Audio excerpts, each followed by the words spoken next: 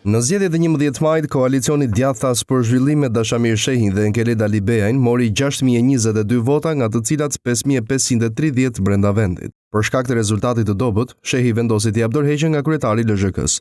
Duhet ta pranojmë që Edi Rama qëndron në pushtet dhe arriti këtë rezultat edhe për fajt gabimeve të opozitës. Përgjegjësia bie kryesisht mbi lidershipin e partive opozitare, duke filluar nga koalicioni ne Djathtas për zhvillim.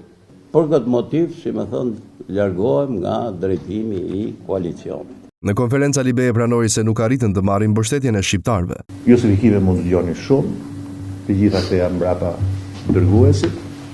Kjo është garë dhe në garë është e rëndësishme për të mbash edhe përgjegjësitë edhe favoret. Dy drejtuesit e koalicionit gishtin e fajit për humbjen e drejtuan jo vetëm nga vetja, por edhe nga sistemi zgjedhor, Partia Socialiste dhe opozita në tërësi.